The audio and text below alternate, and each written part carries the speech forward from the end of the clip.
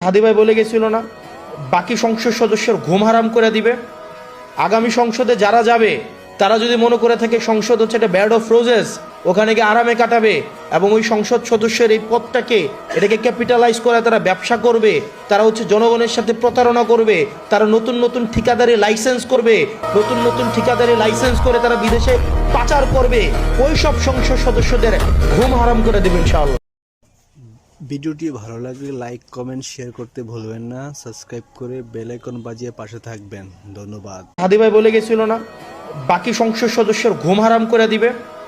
আগামী সংসদে যারা যাবে তারা যদি মনে করে থাকে সংসদ হচ্ছে একটা ব্যাড অফ রোজেস, ওখানে গিয়ে আরামে কাটাবে এবং ওই সংসদ সদস্যের এই পদটাকে এটাকে ক্যাপিটালাইজ করে তারা ব্যবসা করবে, তারা হচ্ছে জনগণের সাথে প্রতারণা করবে, তারা নতুন নতুন ঠিকাদারি লাইসেন্স করবে, নতুন নতুন ঠিকাদারি লাইসেন্স করে তারা বিদেশে পাচার করবে, ওই সব সংসদ সদস্যদের ঘুম হারাম করে দেবে ইনশাআল্লাহ।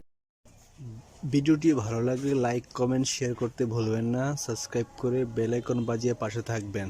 ধন্যবাদ।